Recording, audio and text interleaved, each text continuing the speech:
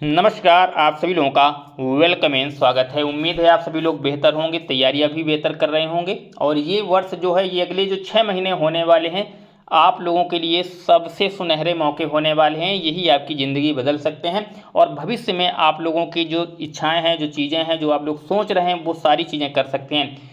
क्योंकि भर्तियों पे भर्तियां लगातार आ रही हैं और कई ऐसी गुड न्यूज़ आई हैं कि जो आप लोगों के लिए काफ़ी इंपॉर्टेंट रहने वाली हैं। सबसे पहले आपको बता दें कि आप लोग चैनल को सब्सक्राइब नहीं किया अगर आप लोगों ने तो कर लीजिए, पैसा नहीं लगता। वीडियो को लाइक नहीं किया कर दीजिए और शेयर वाला बटन नहीं दबाया हो तो दबा दीजिए। तो चलिए आगे अब हम लोग शुरू करते हैं। सबसे पहले तो बिहार वाले बच्चों की सबसे बड़ी समस्या थी, उनको बता देते हैं। फिर DSSB को लेकर भी अपडेट है और यूपी शिक्षक भर्ती को लेकर अपडेट है। तो 3 अपडेट हैं, तो जुड़े रहिएगा। बिहार वाले जो बच्चे हैं, जो बच्चे अपेयरिंग में हैं, DLED या BEd किया हुआ है, उनको इस भर्ती में शामिल किया जाएगा। लेकिन कंडीशन ये लगाई गई है कि 1 अगस्त 2023 तक आपका जो रिजल्ट है वो आपके हाथ में कंप्लीट रिजल्ट होना चाहिए DLED और BEd का। तो ये इस बात को याद रखिएगा। तो अगर आप लोगों के आवेदन जो हैं इसी हफ्ते शुरू होने की बात कही जा रही है, तो 1 हफ्ते के अंदर आपको देखने को मिल जाएंगे बिहार में जो शिक्षक भर्ती होने वाली है उसके आवेदन की प्रक्रिया जो है वो शुरू हो जाएगी।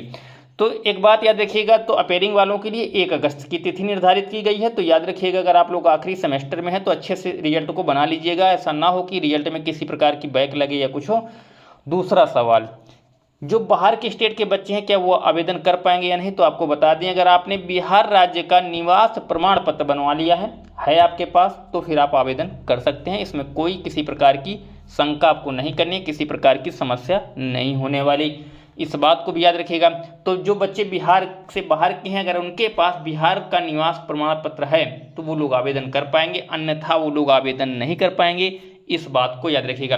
तीसरी नई चीज़ आपको देखने को मिली होगी बिहार शिक्षक भर्ती में कि नेगेटिव मार्किंग का प्रावधान रखा गया है। लेकिन यहाँ पे समस्या ये है, बच्चे इस चीज़ को लेकर परेशान है कि नेगेटिव मार्किंग पे देखिए, यहाँ पर जो भाषा विषय का पेपर होगा उसकी नेगेटिव मार्किंग नहीं होने वाली, इस बात को याद रखिएगा।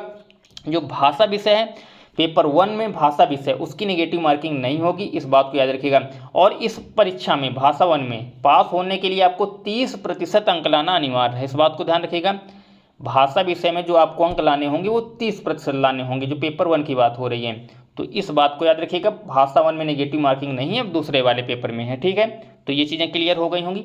अब दूसरी बात आपको बताएं, जो DSSB वाले बच्चे हैं, जो DSSB भर्ती की इंतजार कर रहे हैं, उसको अपडेट लेकर ये आ गई कि जो केजरीवाल सरकार है उन्होंने क्या किया है कि मंथन शुरू कर दिया है कि जो जितने भी दिल्ली में स्कूल हैं और उनमें जितनी शिक्षकों के पद रिक्त हैं उनका ब्यौरा जुटाना शुरू कर दिया है। क्योंकि हाल ही में आपको पता होगा दिल्ली सरकार को ये आदेश मिल चुका है सुप्रीम कोर्ट की तरफ से कि अब आप काम कर सकते हैं, अब आपको LG की परमिशन की आवश्यकता नहीं है, राज्यपाल जी की जो परमिशन होती है उसकी आवश्यकता नहीं पड़ेगी, आपकी कैबिनेट जो है निर्धारित करेगी, उसी पे मोहर लगाएंगे राज्यपाल जी।